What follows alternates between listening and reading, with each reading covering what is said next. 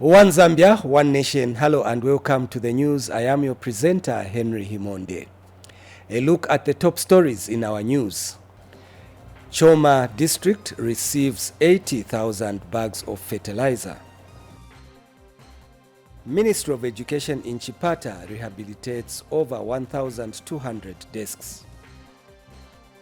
Catholic Relief Services hands over 5 houses to flood victims. And government considers cancelling the $300,000 Solwezi Stadium rehabilitation contract. And now the news in detail. Minister of Transport and Logistics Frank Tayali is happy with the rehabilitated runway at Kasama Airport.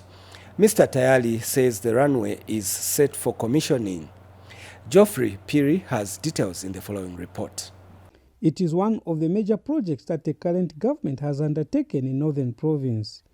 The runway at Kasama Airport is done and complete, and already aircraft have started landing.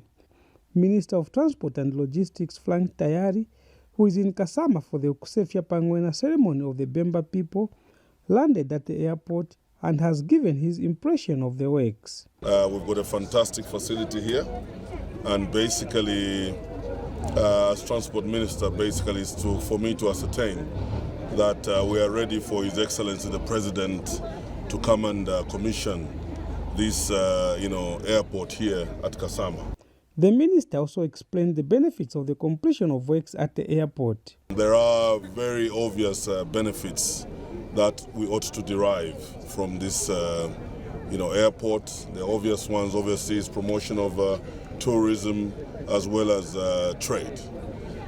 Because we left Lusaka just about 1 hour and 20 minutes ago, and we're here. So connectivity within the country is extremely important. The National Airport Corporation is also elated with completion of works. We can handle up to a CRJ, which is the 72 passenger seat aircraft. And for us as a corporation, this is an opportunity for us to grow the domestic air service in Zambia.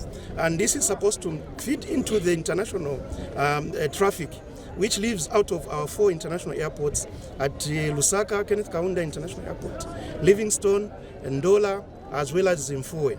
So in so doing, we are trying to strengthen the domestic sector. Geoffrey Piri, reporting for Zanis in Kasama District. In Southern Province, government has delivered 80,000 by 50 kilogram bags of compound D fertilizer to Choma District in readiness for the 2023-2024 farming season.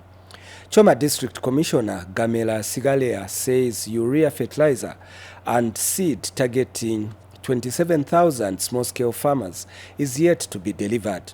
The district commissioner was speaking during the farming input sensitization meeting, where he warned Ministry of Agriculture staff and other key players against malpractice in FISIP distribution. Details in the following report. Timely distribution of farming inputs to farmers under the Farmer Input Support Program FISIP is key in achieving household food security among small-scale farmers. That is why government is determined to ensure early distribution of inputs for 2023-2024 farming season. Choma District has so far received 80,000 by 50 kilogram bags of compound D fertilizer, with preparations to commence the distribution currently underway. What we should remind ourselves is that we are here for the people. For once, let us go and identify people who are going to put this FISIP thing into the soils and not to sell. Let us work according to the guide, because the guide is there. Me, I've read the guide. Our people, camp officers, CAC and yourselves, carry the guide and tell the people. The District Commissioner Gamera Sigalea wants only need small-scale farmers to benefit from the imports. My office here represents the central government.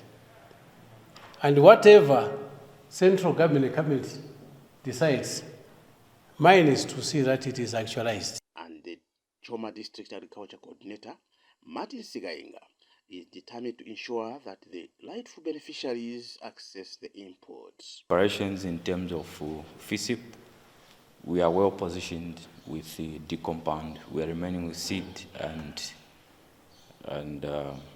urea fertilizer. We are expecting a target of 81,000 by 50 kg bags of D-compound, and we have received so far 80,786. Gifty Banji, Zanis, Choma in Southern Province. And in Lusaka Province, Lusaka Central Member of Parliament Mlambo Haimbe has commissioned the refurbished ablution block at Chachacha Market in the Central Business District. Mr. Haimbe says the development will help marketeers and the public have access to decent public facilities. Audrey Kalenga covered the event and brought us this report. It was a momentous occasion at Chachacha Market located at Town Center after Lusaka Central Member of Parliament Mlambo Haimbe, who is also Minister of Justice, handed over the refurbished ablution block to marketeers. Mr. Haimbe has since called on the marketeers to safeguard the facility from vandalism and keep the toilets clean. I would basically ask everyone, as you can see them around here, to use the facility carefully, to make sure that they observe cleanliness, because that was the whole idea. And by the way, the decision to make this was a small gift back to the electorate who voted for us into office 2 years ago. So this is a little celebration of our 2-year anniversary.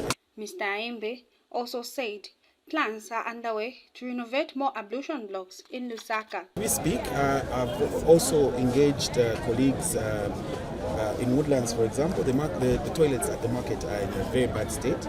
So we'll be doing the same, but with the help of, in fact, I can mention here specifically, MICMA has come on board to do that facility completely. Chachacha Market Independent Ward 17 Councillor also had this to say. As your area councillor, it's extremely important for me, and I'm delighted to see that we have brought development to this Chachacha Market in form of renovation of this ablution block. Let me personally say this, that we're extremely elated, Honorable MP, Minister of Justice, for this gesture that you've done. Marketeers have also expressed gratitude to the area MP for coming to their plight.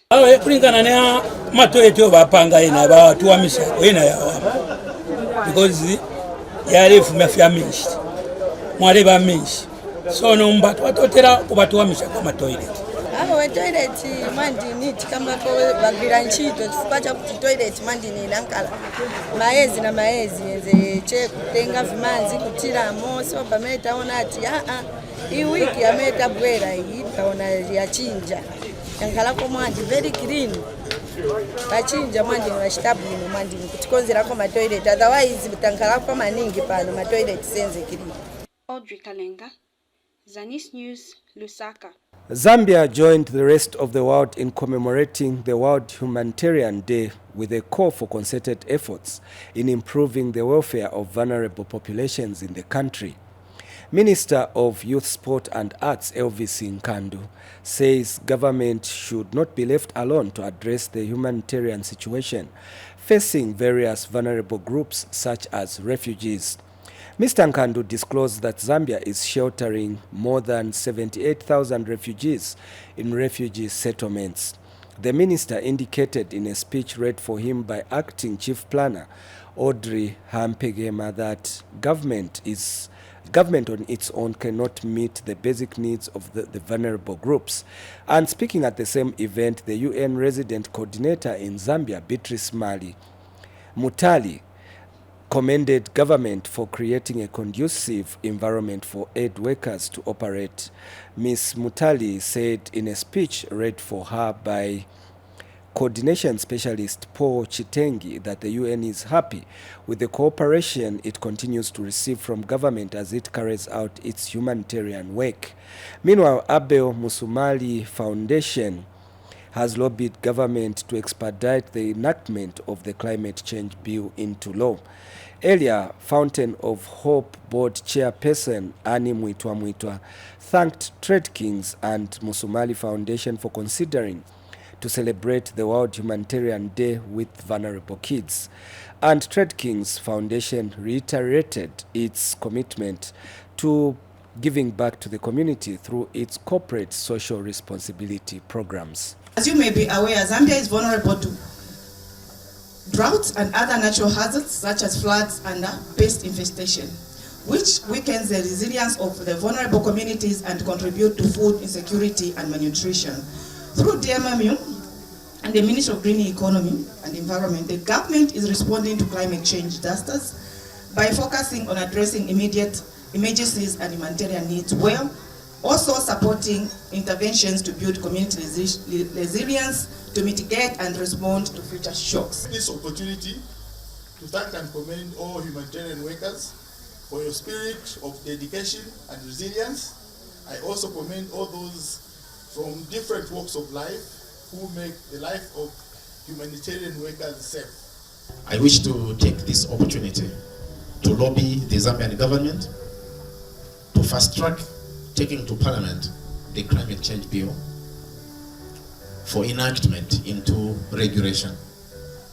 We need a legal framework as a country to begin to deal with issues of climate change. Minister of Education Douglas Siagalima commissioned a 1x2 and a 1x3 classroom block constructed by Mulungushi University at Mutetenshi Secondary School in Kapirimposhi district as part of the university's corporate responsibility policy. Mr. Siagalima commended Mulungushi University for recognizing the importance of education and the role it plays in shaping the future of the country.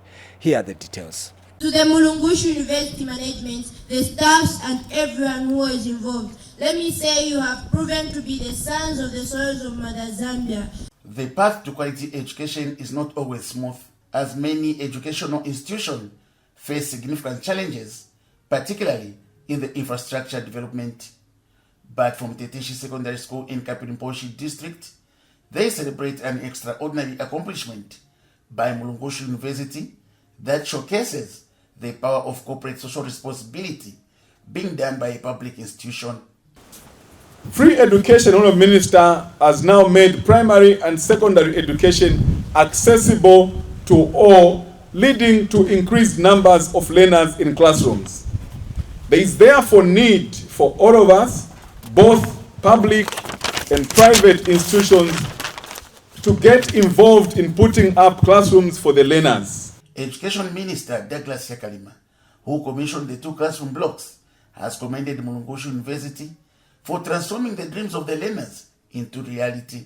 The rehabilitation of this school infrastructure represents a stepping stone towards a brighter future for the students and who will benefit from it. It provides them with a safe and conducive environment to learn, grow, and develop into responsible citizens and future leaders. The impact of this project extends far beyond the physical realm. It has the potential to reshape lives, empower communities, and contribute to the progress of our great nation. Central Province Minister Credo Menjoa acknowledged the resounding successes of Mulungushi University. We are grateful to the university's activities in the province. We have been collaborating with them very well, and we appreciate the initiatives that they are putting up for the university, and also more greatly now that they have also gone into corporate social responsibility to plow back the community. The Central Province Education Office is happy with the development and hopes to separate the secondary school from the primary school. But with this infrastructure, we wish to separate the primary school and the secondary sector. We wish to have the secondary sector established here and the primary sector on the other side where there are a lot of learners. Daniel B, Zanis News, in Kapirimposhi District, Central Province. And in Eastern Province, the Ministry of Education in Chipata District has in the last 6 months rehabilitated 1,282 broken down desks. The rehabilitation of desks is being done at Chipata School for Continued Education and is servicing Chipata and 4 other districts in the province. Apart from the many desks being procured using CDF to address the deficit in schools, rehabilitation of old desks is another strategy the Ministry of Education is using to address the situation. Checking on the exercise in Chipata District, Ministry of Education Assistant Director for Communication, Kundamando, was received by the District Education Board Secretary. Out of the 15 districts, and you only have 3 hub centers, so what happens to the rest of the other districts? Chipata District has been given the largest share of the districts to share with. We are getting desk frames from all over the 5 districts, that is Chadiza, there's Vubwi, there's Mambwe, there's Kasenengwa, and ourselves here in Chipata. To the actual implementation, which is very consistent and very good. So far we have had 3 fundings. We decided to embark on rehabilitation because we wanted to speed up or enhance what is being done regards production of desks. With rehabilitation, you already have the frames, you already have pieces of the furniture, which is faster, and that has proved to be very efficient. The team then proceeded to Chipata School for Continued Education, which is one of the desk rehabilitation centers in the province. By the end of the year, should be able to rehabilitate all the furniture. Correct. With us here, I think we are remaining to close to 700 desks, about 1,400 frames, which is okay, durable, and we are using the right material that the ministry specified to us. The assistant directors since called for enhanced collaborations to meet the deadlines. We're calling for partnership, not just with the trade schools, not just with donor funding, but also with just our own primary schools. Whoever can run with us, let's do it together so that we can quickly get this job done, because it's not a one-man job. It's all of us collaborating, cooperating, and making sure that we meet, especially our own deadline, which is 30th November. Sure. The presidency is a month later, but what we're learning down here on the ground is that schools are able to do these things on their own, to the level of even a primary school constructing this. Wow. So this is something that we're doing, and we need to ensure that all these issues are well reported. What's our aim is to ensure that we capture this data as much as possible for us to make proper decisions. Abigail Kashweka, Zanis in Chipata. Namwala Member of Parliament Herbert Mapani has appealed to youths in the district to take advantage of the Constituency Development Fund CDF skills bursaries, which government is offering to youths to enhance skills development in communities. Mr. Mapani says so far Namwala constituency has dispatched over 260 youths to trade schools in Lusaka and Choma to train in various trade skills under the CDF skills bursaries. The lawmaker pointed out that he wants more youths to be equipped with skills development, especially those who did not have a chance to complete secondary education. Mr. Mapani also disclosed that in order to ensure that no pupil sits on the floor, the Namwala Town Council, through the CDF committee, is working with the Ministry of Education to ensure that more desks are made and rehabilitated in order to meet the presidential directive that no pupil should sit on the floor by 2024.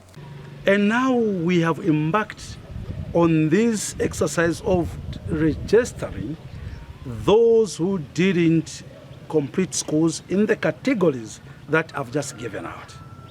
The new Dawn government is sending those people to go back to school, to go and have some skills.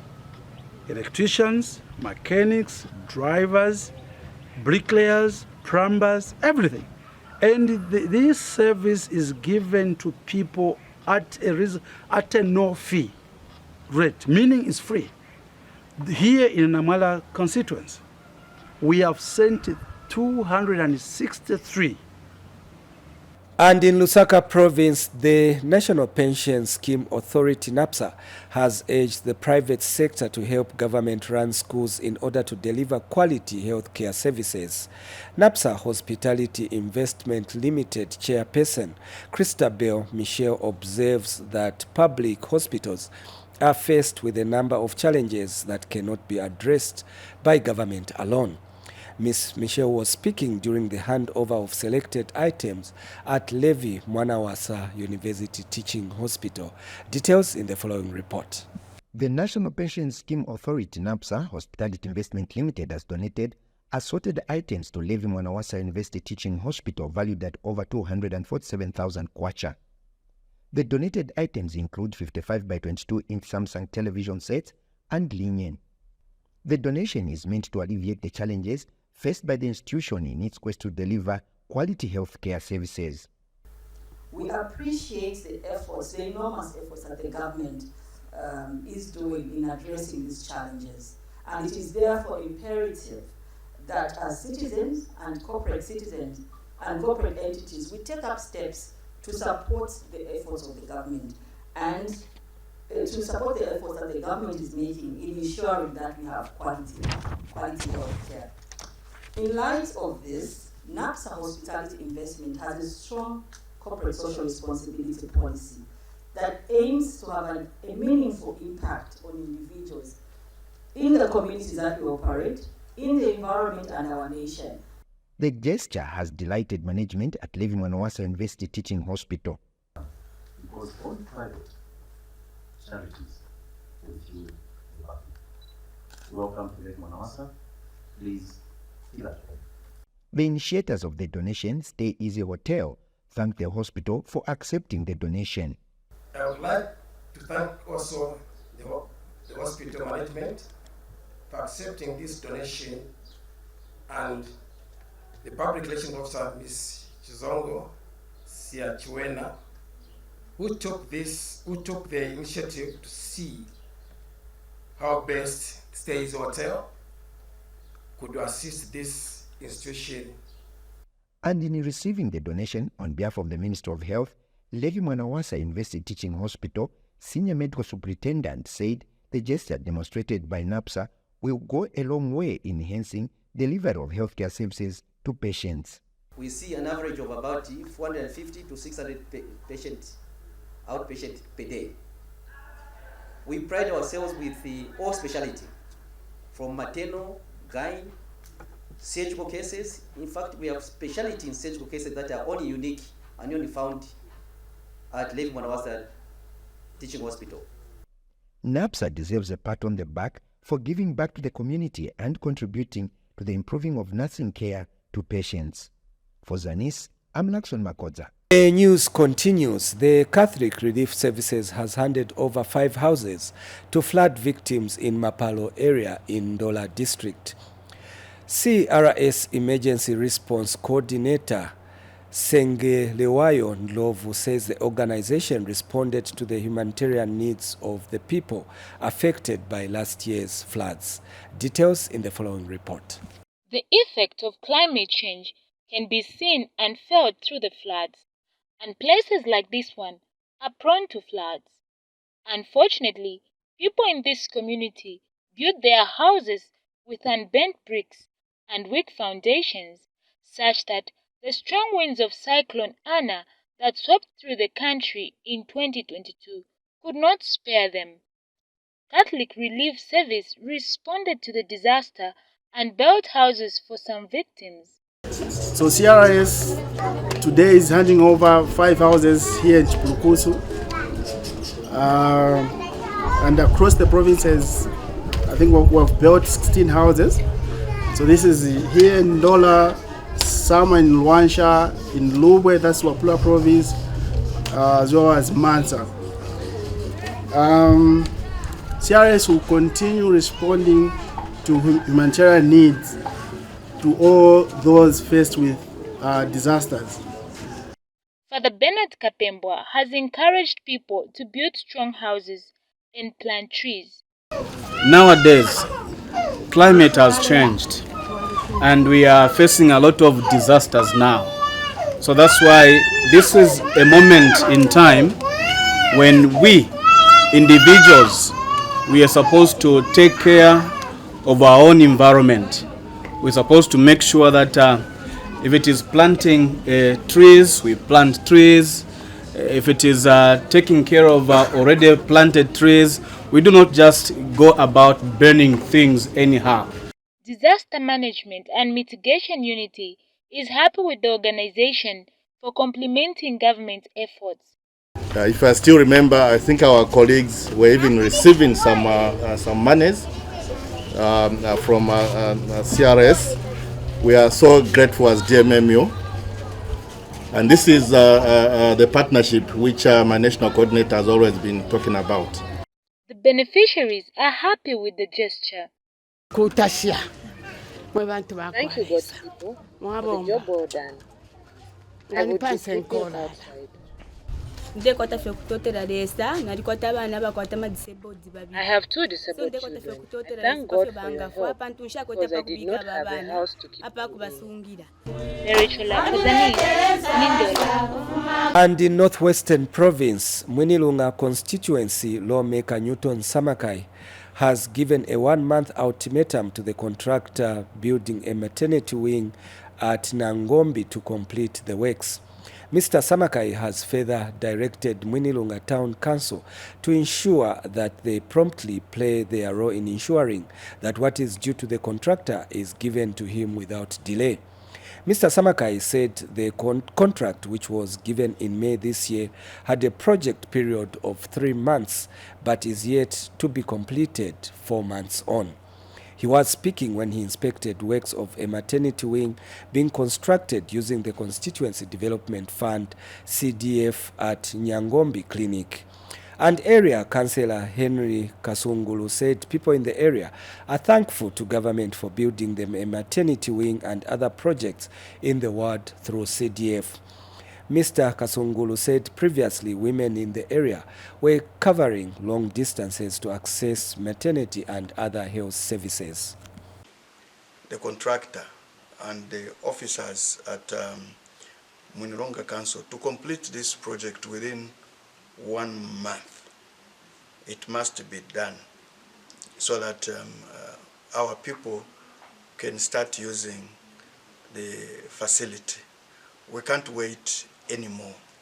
The money is there, so the contractor must be paid so that he finishes the project very, very quickly within the time frame that we have given. In fact, the additional time frame of.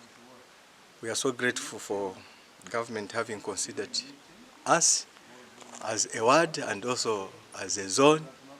And we are still hopeful that many more projects of this type will come to us so that we benefit. Our appeal is just to the people that are handling these programs or projects, just to speed up so that.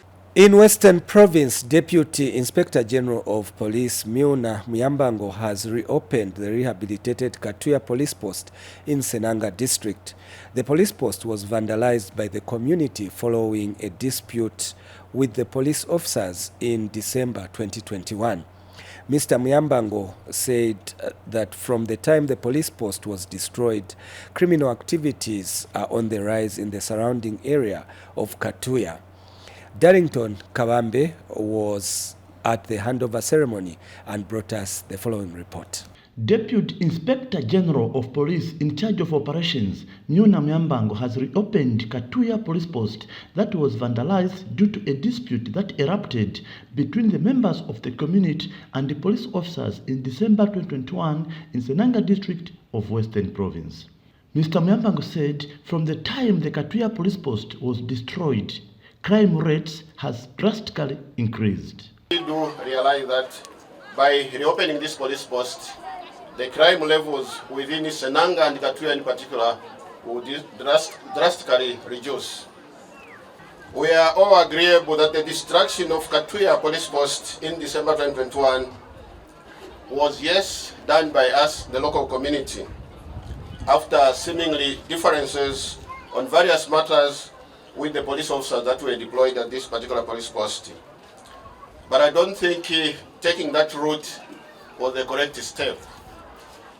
I know that since that time, crime rates in areas such as Nayaya, Ngombeta and Katuya itself have really risen. You may wish to know that it's Zambia Police Command's desire that we spread our tentacles to all areas of the country, Senanga included. This is because the presence of security in your area not only safeguards your property, but at the same time, it attracts a lot of well-deserved and desired investments from all corners of the country. And the Senanga Central Constituency Member of Parliament, Walusa Mlaliki, has called on members of the public to desist from destroying government infrastructure. This police post was damaged, destroyed by an angry mob. The angry mob decided to vent their anger on an innocent structure, a structure that does not speak, a structure that does not argue with people.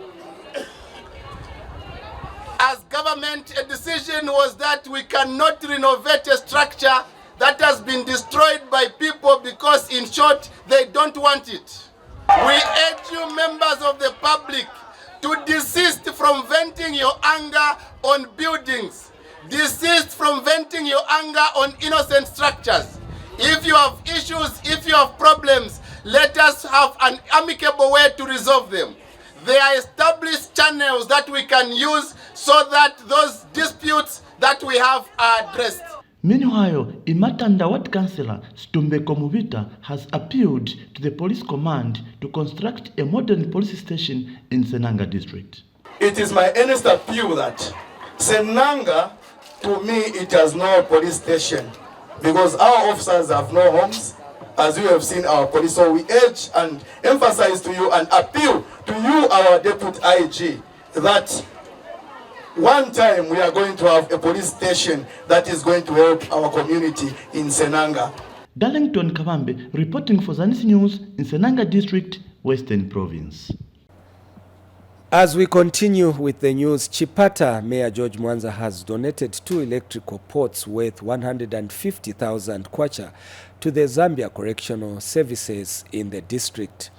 The mayor donated the 2 electrical pots to Namseche Correctional Center as part of mitigation measures against climate change.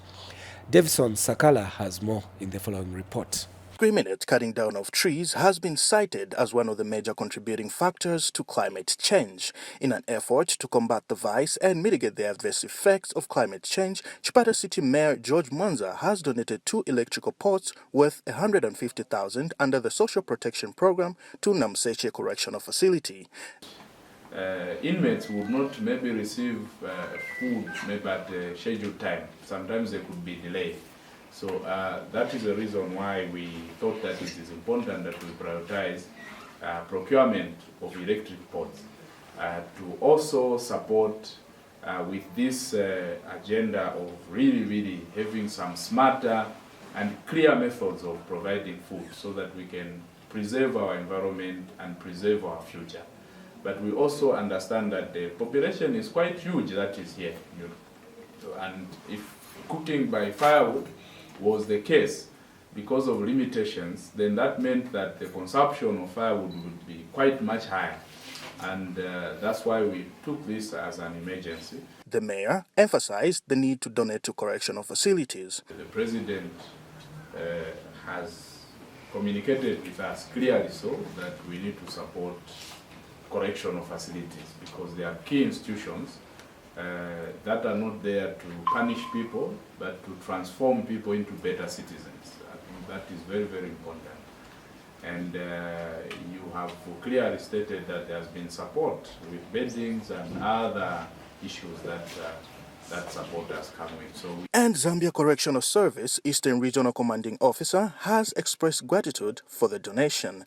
So the acts that we have come to perform this morning at the facility of Namseche is a welcome one, and would urge you to continue. Davison Sakala, reporting for Zanis in Chipata District.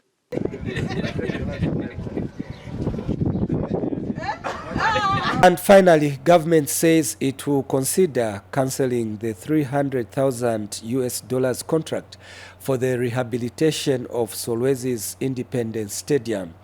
Minister of Youth, Sport and Arts Elvis Nkandu is annoyed with the slow pace of works and the state of the stadium. Mr. Nkandu charged that the contractor was supposed to hand over the stadium last year. Here's the rest of the story. The 300,000 United States dollars rehabilitation of Solwesi's Independence Stadium has stalled. Sports Minister Elvis Nkandu expresses disappointment. Very discouraging. How do we go back to the people and tell them that we are going to rehabilitate another stadium with these short works that we've seen? So it is important that when your colleagues are telling you what to do, first you listen to them. Yeah, because now we may not have an option, but maybe to just cancel the contract. The sports minister has since invited Solwezi Central Member of Parliament Stafford Mulusa with his counterpart Solwezi Mayor Remi Kalepa at his office next week for a possible solution. It's better that